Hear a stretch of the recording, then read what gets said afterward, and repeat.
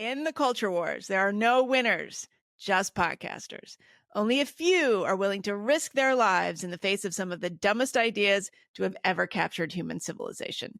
Every week, we, Meghan Daum and Sarah Hayter, humbly accept this mission to bring you conversations that are equal parts stunning, brave, and not live streamed at the moment.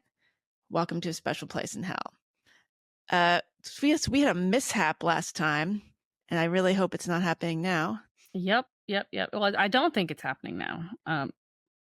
Who's to say? Yeah, who's to say? I guess I could find out. I should go. I actually should. I should go onto our little YouTube page and I should check. But we should tell everybody else what we're talking about. Yeah. So we record. So we did our live stream. I don't even know what day that was. Last week, one of those days. Yeah. And we were just doing it. No, wait a second. No, we did not do a live stream. We did a normal recording, and this was horrifying. So the minute I went to, it was later in the day, I went to YouTube to look at something else, and right there in my recommendations was the video that we had recorded hours earlier. That had not been edited, had not been looked at, nothing. It just was apparently live streaming. And over 500 people had watched it. More, I think, by the time I took it down. More people had watched it. So it was, it was not like a total disaster, although it was not a great, it needed a lot of cuts because I had started my COVID journey. So I was rambling a lot. But were we like picking our noses or anything? We weren't picking our noses. Like, God knows. No, we weren't saying N-words. Things. Sometimes we get on here and we gossip and we say things and that we would never say publicly. And very personal. No, none of that. Details.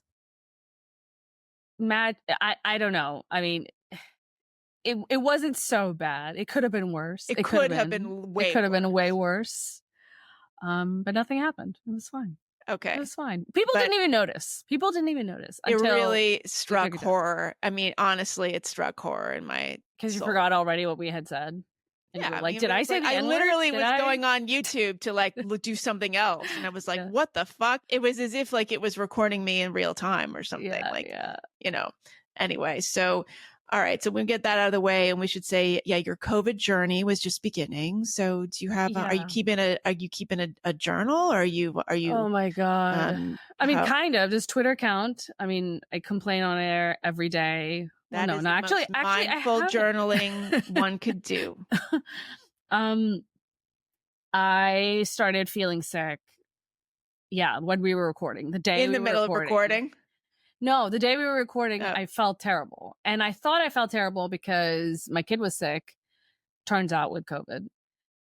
But I didn't know that then. And I just thought, look, I've been up all night. Like, I'm very tired today. And I had a bad day. And when we were recording, I was just like rambling. I had to edit a bunch of my own like riffs out of that recording, which is why it was super embarrassing that it was like released too. But it got so much worse from there on out. That was actually the peak. That was when I was okay. And then I don't know. I couldn't sleep. I couldn't eat. I'm slightly better now. Like, I'm here thanks to Excedrin.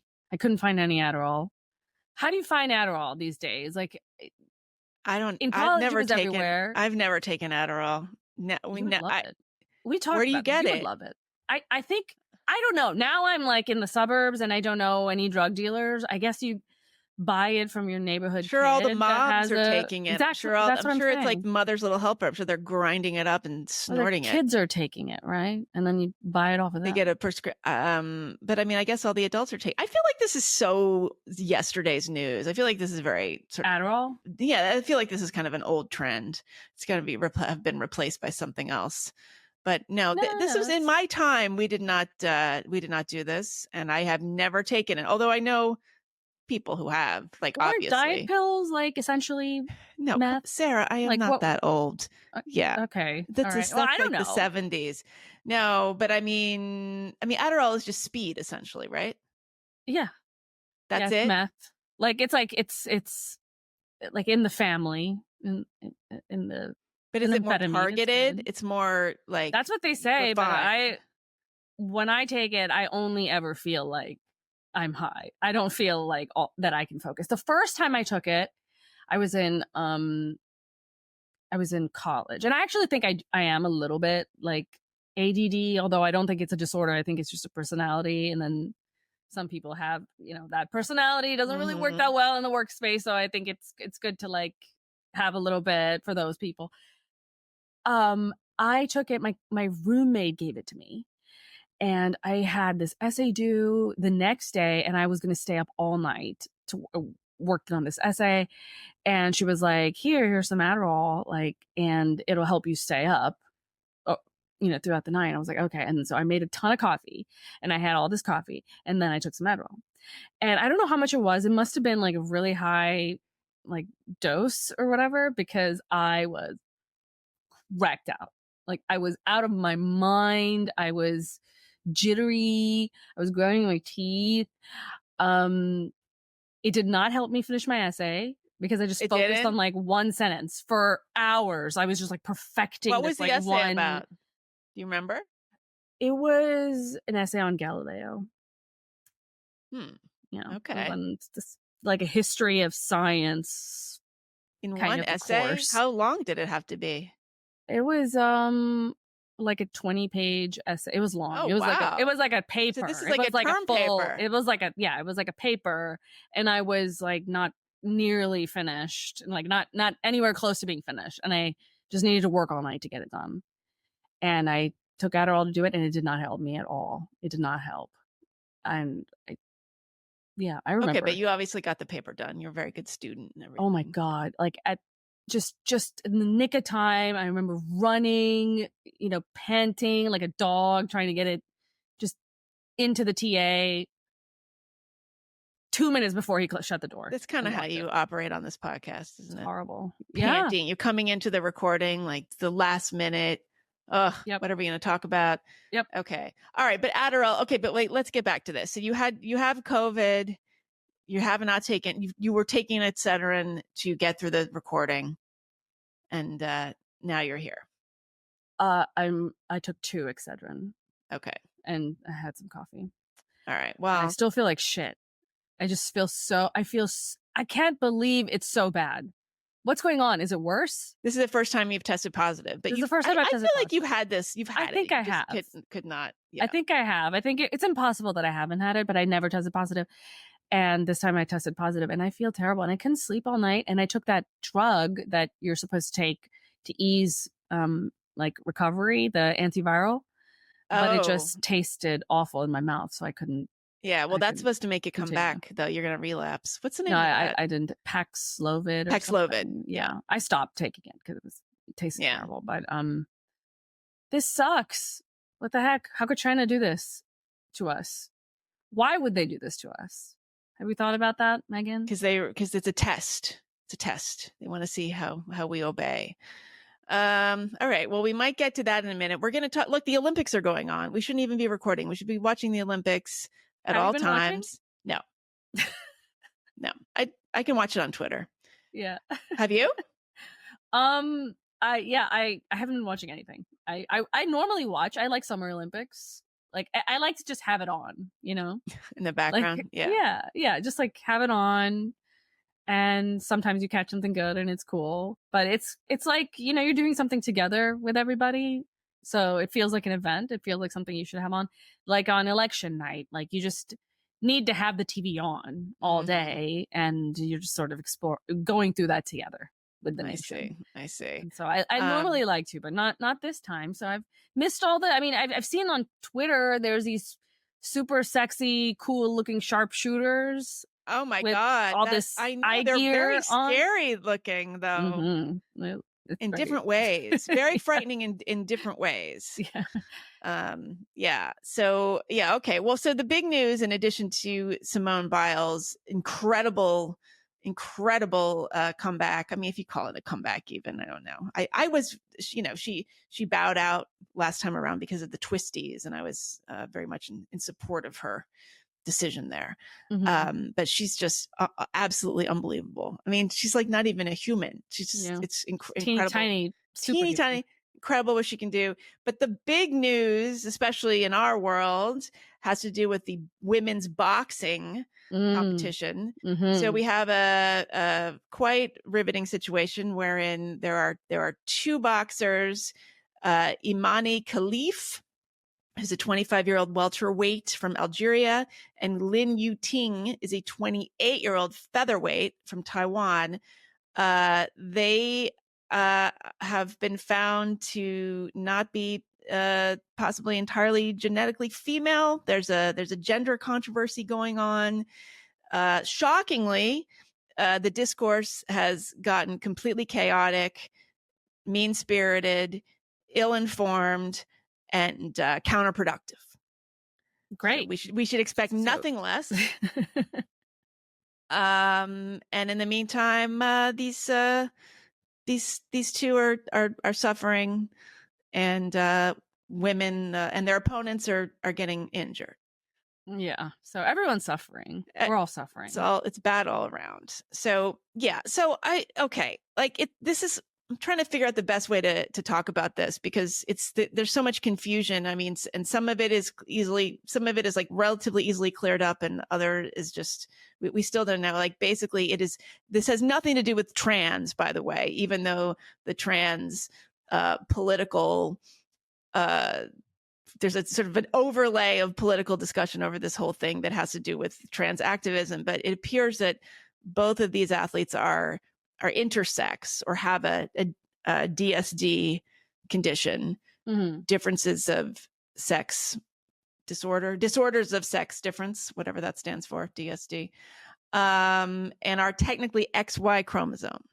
So even though they appear or have in the past appeared female anatomically, they actually are XY.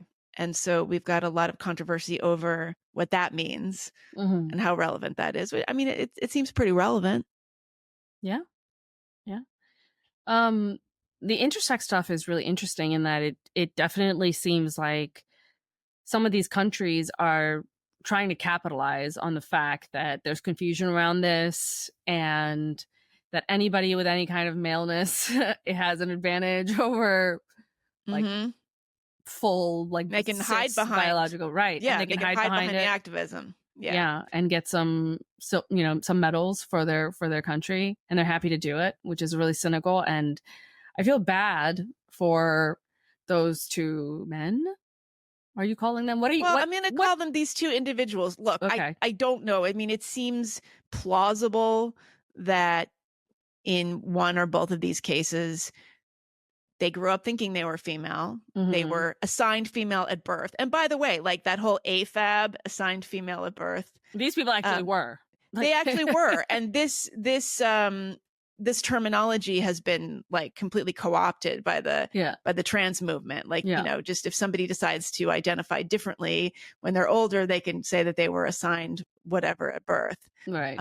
But in this case, this is why this usage exists. But okay, so they were born, they appeared to be female, and then as they hit puberty, they were developing more masculine qualities. We don't really know the details, but look, this is what happens with intersex conditions, and intersex conditions are extremely rare, although we should say that there's a huge spectrum. I mean, what is classified as intersex can be anything from, real kind of, are we allowed to say hermaphroditic? I don't even know if we're allowed to say that. Like, it can be anything, but like anything from a very extreme condition to something like just having a slightly enlarged clitoris, for example, that can be classified as intersex. So there's a huge range.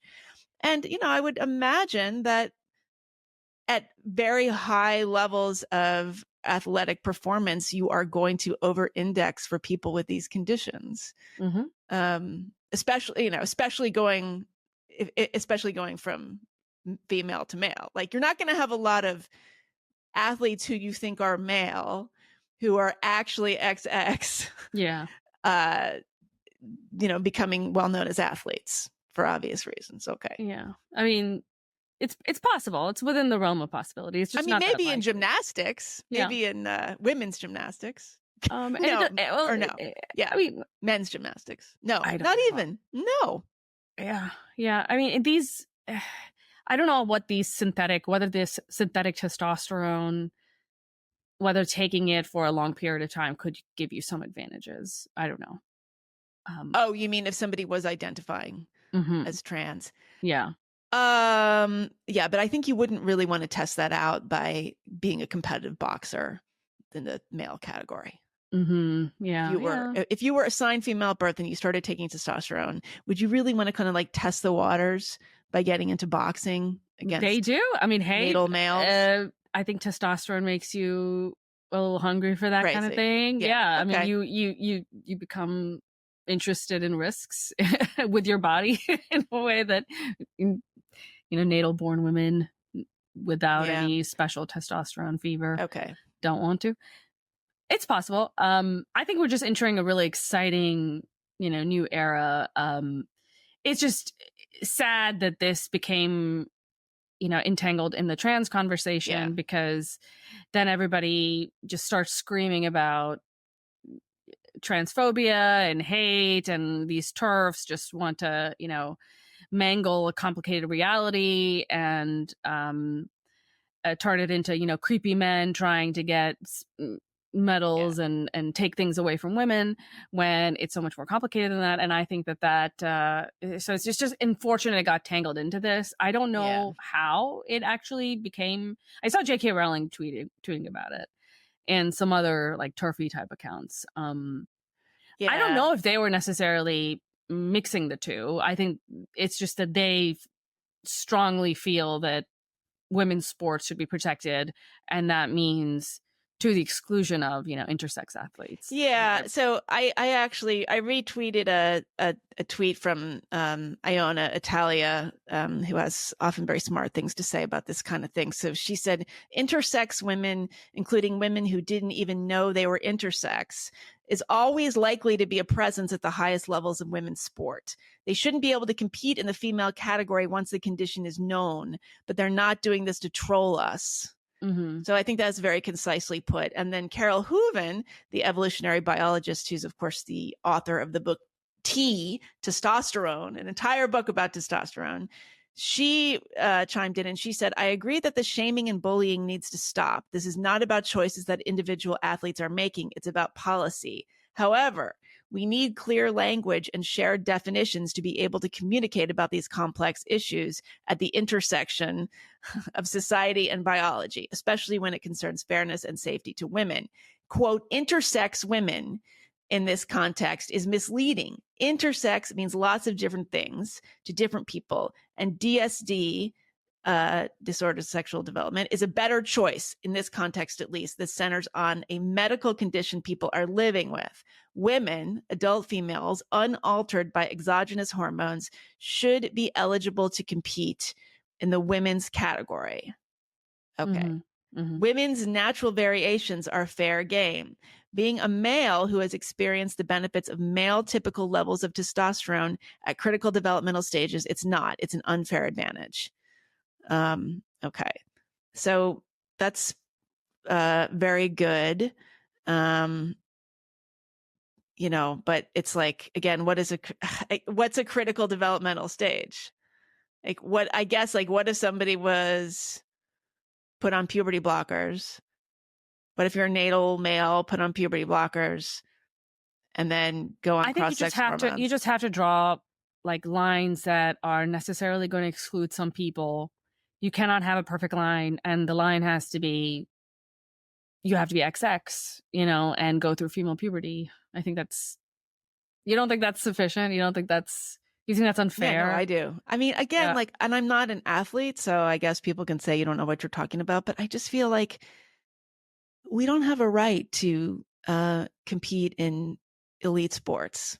Like, that is not a human right. That is a privilege, and very few people are able to attain that level of achievement. And if you want to transition and you also want to be an elite athlete, like, pick one. Well, people will say, so devil's advocate, people will say that you can say that to the female athletes. right? Like they don't have any right to participate in sports as, in this protected category.